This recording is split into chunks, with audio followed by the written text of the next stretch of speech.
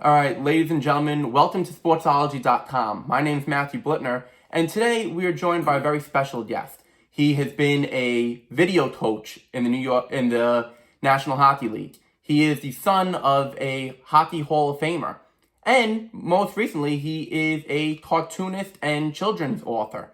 He is Richard Torrey. For those of you who may think that name rings a bell, it should. His father was the legendary Bill Torrey, the architect of the New York Islanders. But, as I alluded to, Richard is not just his father's son. He is quite the man himself. Richard, how are you doing today? I'm fine, thank you. So, let's get started a little bit.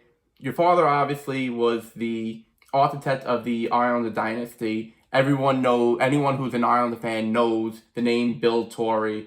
But you weren't hired by your father to work for the Islanders. You were actually hired by Al Arbour, yes. Another legendary name that all of you Islander fans should know. So take us through that, because I have to imagine, the GM's in charge of the head coach, but yet the head coach is the one hiring the GM's son. Yes. Now, to be fair, there is a little nepotism involved because my dad, I graduated from college.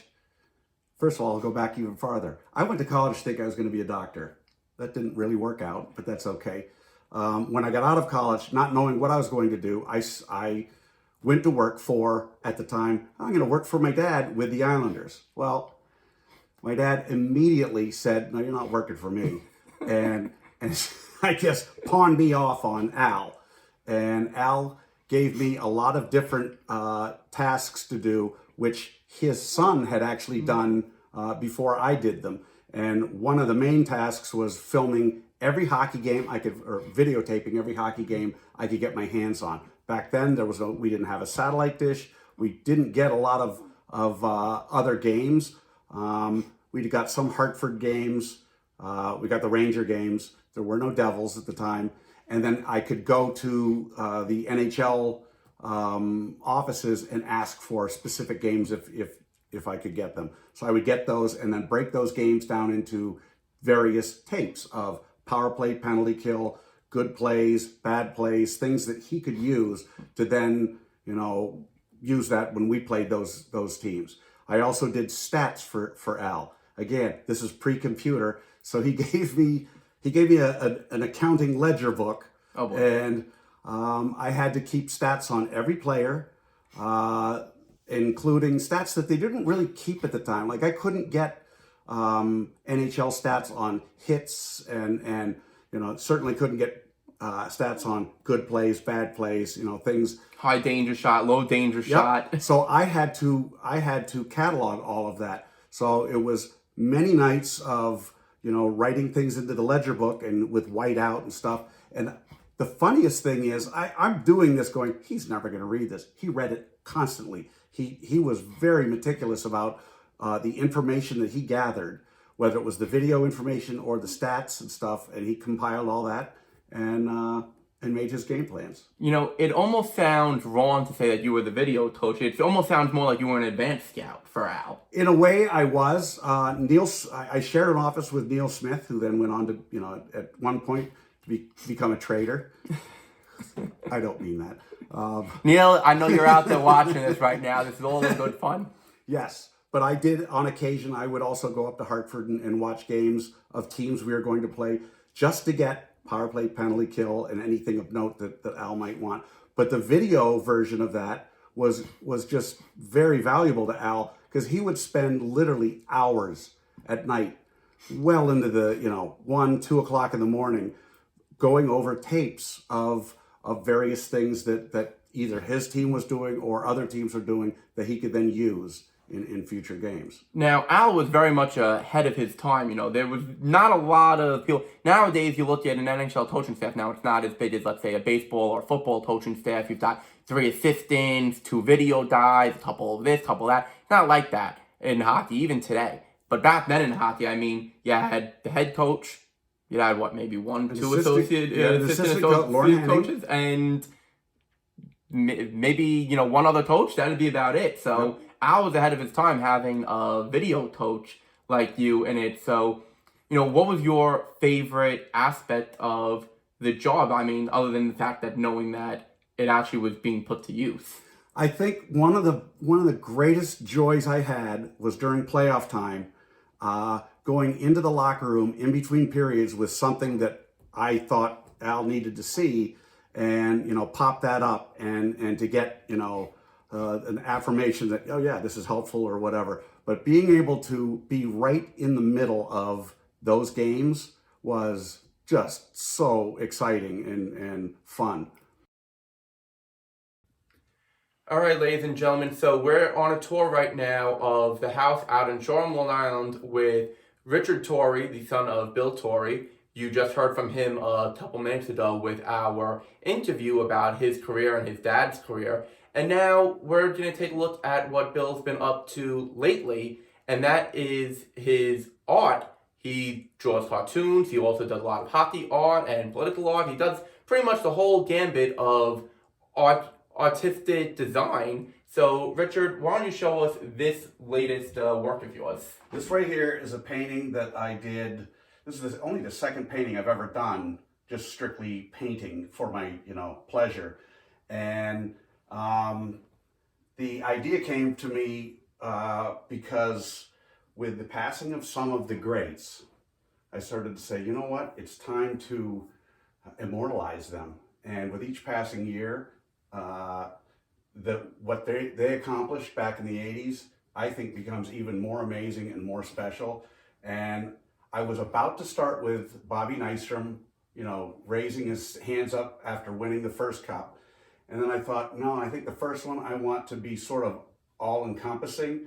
And so I picked Dennis holding up that cup, the captain, that kind of symbolizes all four cups. And so that's why I did. Right, yeah, you can see the Captain C down here. Yep. And of course, the iconic Islander logo holding up the cup. And as was pointed out by our cameraman, you do have what looks like from a distance the names engraved on the cup. So that's really a great touch for this. Now, have you shown this? I know you said that it's recent. Have you shown this to anyone at the Islanders? Oh yeah, Dennis knows about it, and I've already promised him that if I can actually get through this and do it right, because I'm kind of teaching myself as I go along with this style, which is sort of a Roy Lichtenstein style or pop art style.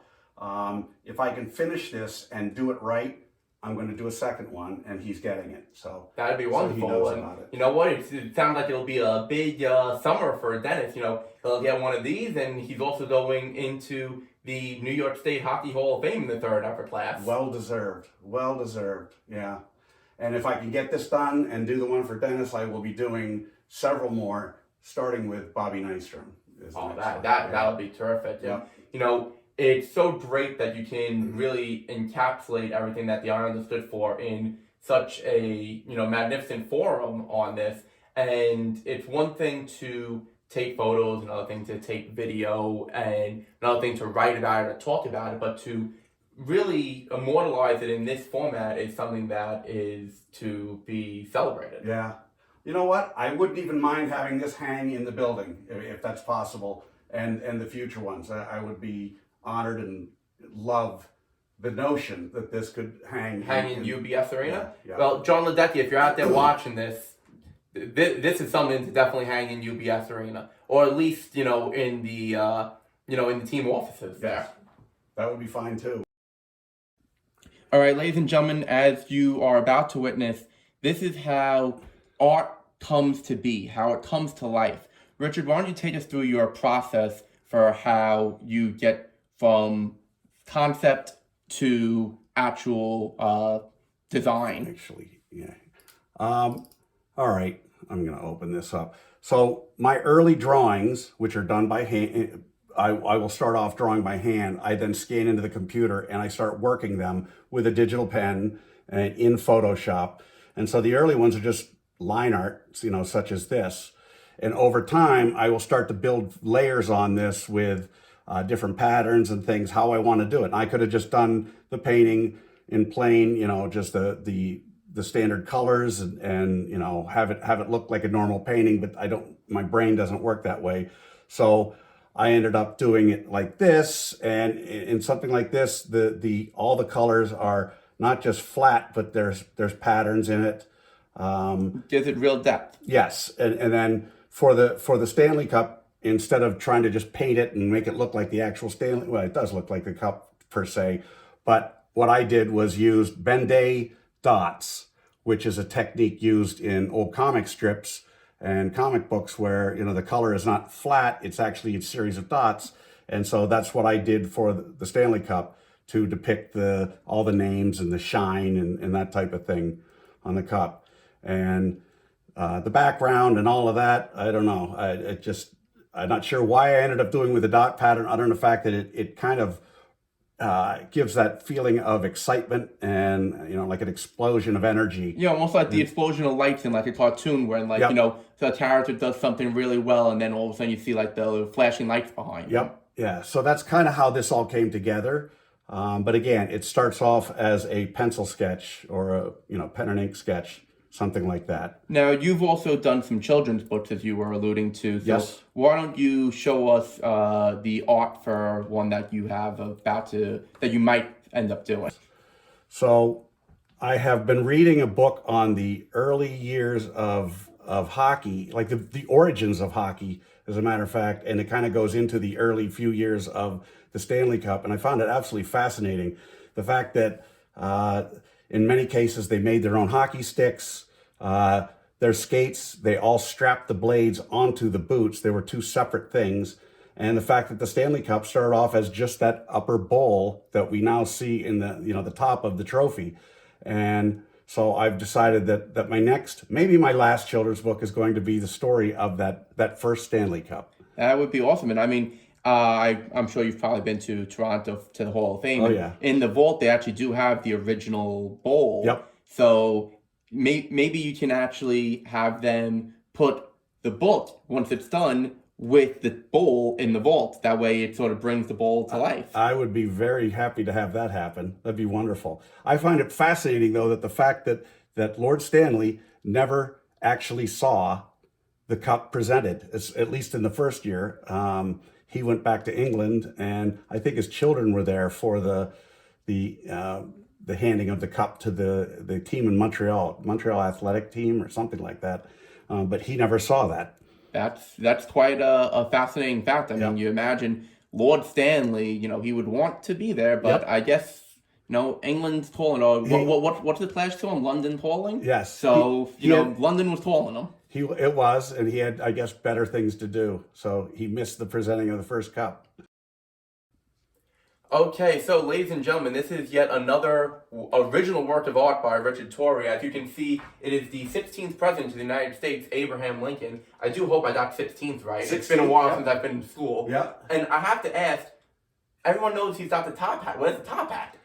It just couldn't fit in the painting. As I was working out the concept for this, I had several with the hat.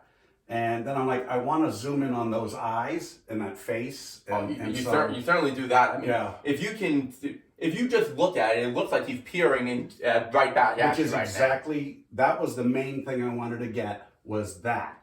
Because if you look at his portraits, or the photos of him, there's something about those eyes that it's actually haunting. I find it haunting. I can agree with you right here. And so that was where I was going with that one. And this one, this painting here was the first painting I've ever done just for fun, just, for pure pleasure.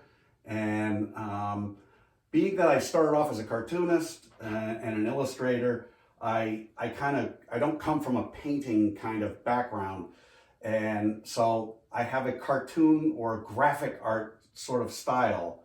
And I think it's kind of shown itself in this. I'm drawn to people like Roy Lichtenstein and Andy Warhol, and some of the pop artists. And so this is my kind of homage to, well, not only Abe, but to the pop art world. Now, I have to ask, as you said, cartoons, hockey stuff as we saw, why the 16th President of the United States? Why the political, why Abe Lincoln? Why not George Washington? Why Abe Lincoln? Good question. George is next, as a matter of fact. In the same style. He's my favorite. Abe was the man, and I'm a history buff, and I could not think of any better subject to start with than Abe. So, Well, then, you know what? Since you're such a history buff and you couldn't think of anyone better to start with than Abe, what's your favorite Abe Lincoln fact? my favorite Abe Lincoln fact. Oh my word! I think you've stumped me. I've read a lot of Abe Lincoln books. How about the fact that he ran for congressman and senator, lost all but one. I think he was a one-time congressman. So multiple failures, and yet he ends up being one of the most famous and amazing presidents of all time. You hear that, people? You can still succeed in life even though you fail, and fail again. Yes. So you can still succeed and even become one of the greatest of all time. Yes. Yep. All right, ladies and gentlemen, right now what you are looking at, what we are all looking at, is some of Richard Torrey's actual cartoon work that he has made, that he's created. Richard, before we get into the actual cartoons, why cartoons? I mean, you come from a hockey family. Yeah. You don't come from cartoon backgrounds unless somehow the Islanders were a cartoon back in the day. So why cartoons? Well, when my dad worked for the Oakland Seals back in the 60s, one of the season ticket holders was Charles Schulz, the man who created Peanuts and Snoopy. And I was a huge fan. Growing up as a kid, I would clip out the Sunday funnies and figure out how to draw some of the characters. And I loved Peanuts. And somehow, I don't remember this, but my dad must have told me that he was a season ticket holder and that he'd be all the games. Well, I had drawn a horse in art class, and I decided he needed to see my horse drawing.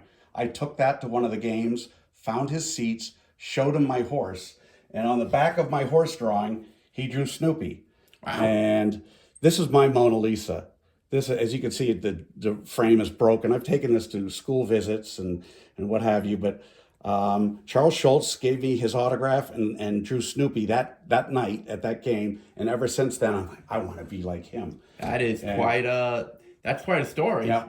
And so years later, I became a syndicated cartoonist. After I worked for the Islanders, I'd been working on a comic strip, sent it out to syndicates, it was bought, and the next thing I knew, I was doing comic strips. And I happened to write Charles Schulz after that saying, you don't remember me, but years ago you inspired me. And we wrote back and forth numerous times before he passed away in 2000. So these are some of my comic strips. The first strip I ever did was called Heartland. It ran in 180 papers around the world. Heartland's a very famous word for the record. You know, everyone's heard of Heartland. And then after 6 years, that was with King Features, I started to do a sports strip that I had developed because I had done comic strips and cartoons for the National, the sports daily. And Frank DeFord wanted me to do a comic strip. I developed it, and then the National went out of business. So I ended up selling this strip, which was called Pete and Cleet, to Creator Syndicate in LA. And I did that for 6 years. Now, for people who don't know, the National was what we now know today with the Athletic, was a very much an early precursor to the Athletic. Yes. In terms of concept, Yep. in terms of just how it wanted to be different from standard publications like Daily News, New York Post, all that. Yes. Now, the National failed, but the Athletic is succeeding right now. I mean, they were bought by the New York Times, so they must be succeeding. Yes. So it's just interesting to see how it can tie together. Maybe you can get the Athletic to purchase some of these and really, bookend it. I've got 13,000 cartoons in a box somewhere, so they'd be welcome to them. So I started off doing comic strips, and then from there I moved into children's books. And so here's a cover from one of my books. What was the name of this book? This was called Because. It was the third in a series with HarperCollins. The first one was called Almost. The second was called Why. And the third one was called Because. And that's Jack and his dog, who I never named. So sounds like there's a good Abbott and Costello skit somewhere in there with those three words. Yep. Yeah. This is the first time I ever sold a deal where I only sold the first book, and they bought a 3-book deal. So I had to come up with the other two. And speaking of Peanuts, as an homage to Charles Schulz, in many of my books, I've put a white dog, sort of my version of Snoopy, or just as a hat tip to Long-lost cousin. Yep. So in many of my books, you'll find white dogs, and it is to pay tribute to Charles Schulz. Okay, so right now we are looking at the first. We are looking at the Hall of Fame ring that was presented to Richard Torrey's father, Bill Torrey, and right next to it, as you can see right here, is Richard's own version of the 1981-82 Stanley Cup Islanders championship ring. As you can notice, the more simplistic design, as opposed to the what looks like billion-dollar rings. I mean, they're not billion-dollar rings now, but they certainly seem to be. Yes. With all the 200 diamonds and Oh, trust yeah. and all that. Richard, what do you think about the design of the Stanley Cup rings now versus when you won one as a video coach for the Islanders? Yeah, well, they're at least the one I have is somewhat wearable. The ones that they give out today are, I don't know how you can wear them without injuring yourself. I think back in the days when Al Arbor would wear his rings, and he had won 4 as a coach and 4 as a player, and he could put 2 or 3 of them on one hand and wear them and with no problem. Whereas today that wouldn't happen. I will say, in speaking of wearing them, my father never wore any of his Stanley Cup rings. He went on to he would win it and move on to the next year, and it would go in a safety deposit box. That's the mentality of a winner. Yeah. And so 81-82. Yes. What's your favorite memory from either that year or the playoff run or from the Stanley Cup itself? I think the entire year was one of the funnest years I've ever had. And it's at that moment I'm like, I think I'll just stay in hockey. I'm going to work in hockey. But working for Al was my boss, and I spent hours in his little office down in his basement going over videotapes, especially during the playoffs. And there was no greater human being to work for, and just his commentary, picking up little tips, and just his demeanor, everything. I worshiped the man. He was awesome. Now, what's the story behind the Hall of Fame ring that was presented to your father? Well, that actually is a second ring. His first ring ended up disappearing after he cooked us a Christmas turkey.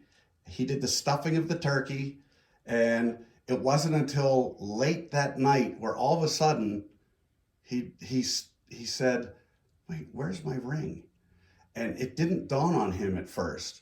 And it was not for a couple of days afterwards where we finally realized that he was working with the turkey before dinner, and his ring slid off into the turkey, which then got cooked, and we ate it. None of us ate the ring, there's no way, but that ring disappeared and was thrown out with the turkey. So he had to get a second ring. That is quite the story. I was about to say, are you alluding to the fact that someone actually ate that ring? Yeah, no, I think you would have known if that went into your mouth because it's rather heavy, but yeah, that it vanished. That's quite the story, and folks, there's a lot of crazy stories in hockey, both with the Stanley Cup. It was left on the side of the road at one point, with rings. That has to be up there. Yeah, yep, yes.